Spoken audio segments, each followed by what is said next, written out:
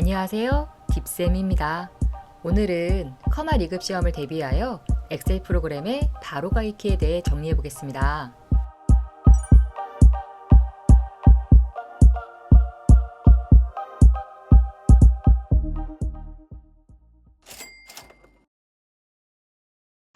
먼저 단축키 컨트롤 D와 컨트롤 R에 대해 알아볼 건데요.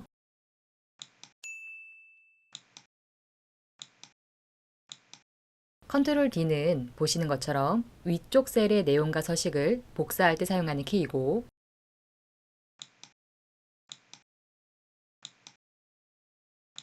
컨트롤 R은 왼쪽 셀의 내용과 서식을 복사할 때 사용하는 키입니다. 다음은 날짜와 시간 관련 단축키인데요. 먼저 컨트롤 세미콜론을 누르면 보시는 것처럼 오늘 날짜가 화면에 표시됩니다. 함수를 치면 today 함수와 같은 기능입니다. 다음으로 컨트롤 시프트 세미콜론을 누르면 보시는 것처럼 현재 시간이 화면에 표시됩니다.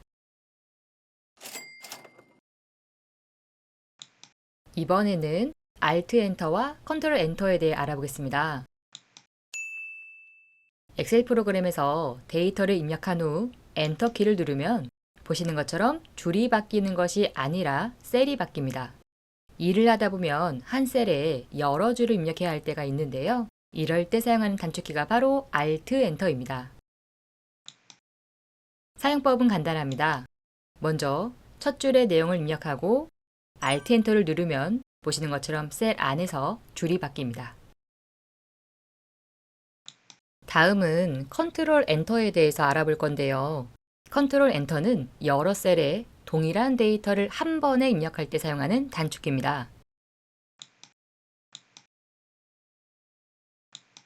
예를 들어 이런 식으로 원하는 범위를 지정한 다음 데이터를 입력하고 컨트롤 엔터를 누르면 보시는 것처럼 동일한 내용을 한 번에 입력할 수 있습니다.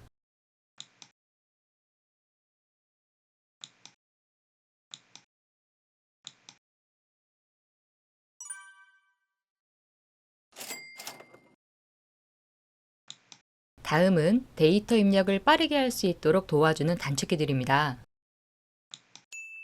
먼저 Alt 플러스 아래쪽 화살표를 누르면 보시는 것처럼 같은 열에 입력된 데이터 목록이 표시됩니다. 그런 다음 이런 식으로 원하는 데이터를 선택하고 엔터 키를 누르면 해당 데이터가 입력됩니다.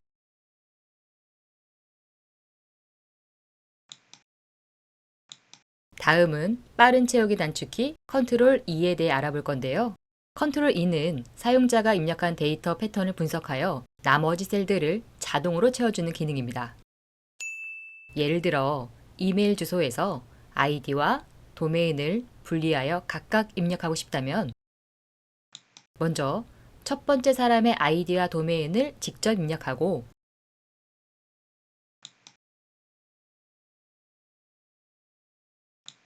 바로 아래 셀을 선택한 다음 컨트롤 E를 누르면 됩니다. 그러면 보시는 것처럼 아이디와 도메인이 각각 분리되어 입력됩니다. 참고로 방금 제가 보여드린 것처럼 해당 셀 아래를 클릭한 다음 컨트롤 E를 눌러도 되고 해당 범위 전체를 블록 지정한 다음 컨트롤 E를 눌러도 됩니다.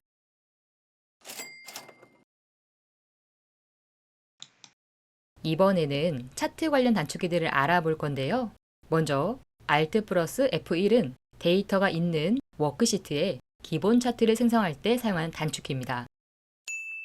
예를 들어 이런 식으로 원하는 범위를 설정한 다음 Alt 플러스 F1을 누르면 보시는 것처럼 빠르게 기본 차트가 생성됩니다. 만약 데이터가 있는 시트가 아니라 별도의 차트 시트를 생성하고 싶다면 F11키를 누르면 됩니다. 예를 들어 원하는 범위를 설정한 다음 F12를 누르면 보시는 것처럼 별도의 차트 시트에 기본 차트가 생성됩니다. Alt 플러스 F1과 F11은 생성되는 차트의 위치는 다르지만 둘 다 기본 차트인 묶은 세로 막대형이 생성됩니다. 마지막으로 차트나 도형의 크기를 셀에 맞게 조절하고 싶다면 Alt 키를 사용하면 됩니다.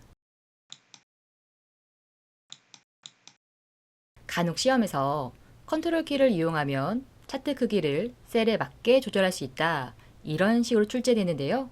컨트롤 키가 아니라 Alt 키입니다. 이번에는 컨트롤 키와 Shift 키에 대해 알아보겠습니다.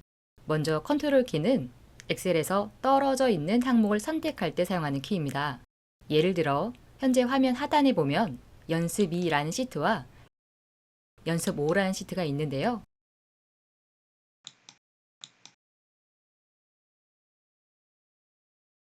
이런 식으로 컨트롤 키를 이용하여 서로 떨어져 있는 시트를 선택할 수 있습니다.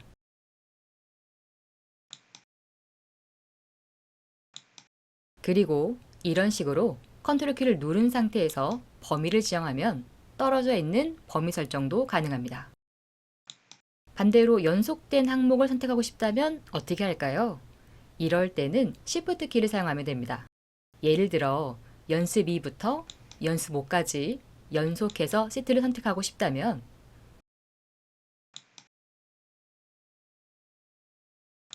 첫 번째 시트는 그냥 클릭하고 마지막 시트는 Shift 키를 누른 상태에서 클릭하면 됩니다.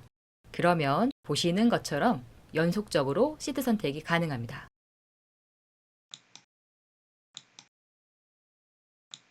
범위 지정도 동일한데요. 첫 번째 셀은 그냥 클릭하고 마지막 셀은 Shift 키를 누른 상태에서 클릭하면 이런 식으로 연속된 범위 설정도 가능합니다.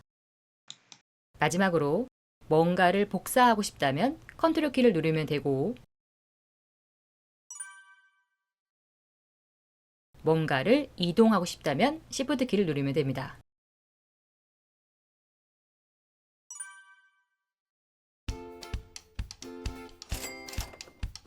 여기까지 간단하게 다시 한번 정리해보면 위쪽 셀의 내용과 서식을 복사하고 싶을 때는 컨트롤 D를 누르면 되고 왼쪽 셀의 내용과 서식을 복사할 때는 컨트롤 R을 누르면 됩니다. 오늘 날짜가 궁금할 때는 컨트롤 플러스 세미콜론 누르면 되고 현재 시간이 궁금할 때는 컨트롤 시프트 세미콜론 누르면 됩니다.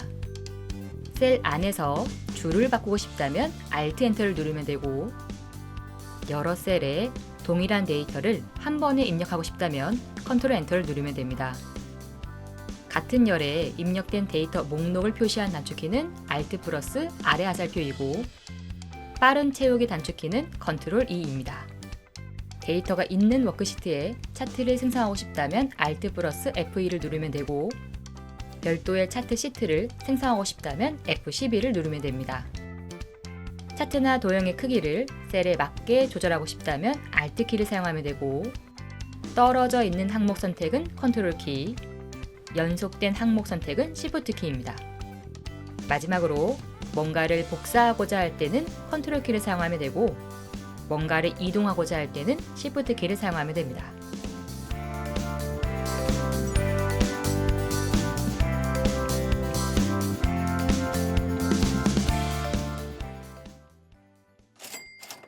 자, 이번에는 관련 예상 문제를 살펴보도록 하겠습니다. 첫 번째, 다음 중 셀의 데이터를 입력하는 도중 Alt 엔터를 누르면 나타나는 기능은? 정답은 2번, 셀 안에서 줄이 바뀝니다. 나머지 보기들도 살펴보면 1번, 여러 셀에 동일한 데이터를 한 번에 입력할 때 누르는 키는 컨트롤 엔터입니다. 3번, 오늘 날짜를 입력할 때 누르는 키는 컨트롤 플러스 세미콜론입니다. 4번, 현재 시간을 입력할 때 누르는 키는 컨트롤 시프트 세미콜론입니다. 두 번째, 다음 중 아래 그림처럼 같은 열에 입력된 데이터 목록을 표시하여 입력하기 위한 바로가기 키는 무엇인가? 정답은 3번, Alt 플러스 아래쪽 화살표입니다. 세 번째, 셀에 입력된 데이터를 딜리트 키로 삭제하면 노트, 메모, 서식도 함께 삭제된다? 아니요. 딜리트 키로 데이터를 삭제해도 노트, 메모, 서식은 삭제되지 않습니다. 네 번째, 차트를 만들 데이터를 선택한 후 Alt F2를 누르면 별도의 차트 시트에 기본 차트가 생성된다? 아니요. Alt F2를 누르면 데이터가 있는 워크시트에 기본 차트가 생성됩니다. 참고로 F11키를 누르면 별도의 차트 시트에 기본 차트가 생성됩니다. 다섯 번째, 다음 중 아래 그림에서 이메일 주소에 아이디와 도메인을 각각 C3셀과 D3셀에 나누어 입력할 때 사용할 수 있는 바로가기 키는 무엇인가? 정답은 1번입니다. 빠른 채우기 단축키인 Ctrl E를 눌러 아이디와 도메인을 빠르게 분리하여 입력할 수 있습니다. 여섯 번째, Ctrl 키를 누른 상태에서 차트 크기를 조절하면 차트가 셀에 맞춰 조절된다? 아니요. Ctrl 키가 아니라 Alt 키를 누른 상태에서 차트 크기를 조절해야 셀에 맞게 조절됩니다. 일곱 번째, Ctrl 키를 누른 상태에서 시트를 선택하면 연속된 시트를 선택할 수 있다? 아니요. 연속된 시트를 선택할 때 누르는 키는 Ctrl 키가 아니라 Shift 키입니다. 참고로 비연속적인 시트를 선택할 때는 Ctrl 키를 사용하면 됩니다. 마지막, Ctrl 키를 누른 상태에서 선택 영역의 테두리를 클릭하고 드래그하면 선택 영역이 이동된다? 아니요.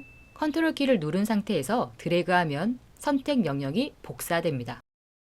참고로 Shift 키를 누른 상태에서 드래그하면 선택 영역이 이동됩니다. 여기까지 기본적인 바로가기 키에 대해 정리해 보았고요. 다음 시간에도 연결해서 나머지 키들을 정리해 보겠습니다. 모두 고생 많으셨고요. 그럼 저희는 다음 시간에 뵙도록 하겠습니다. 감사합니다.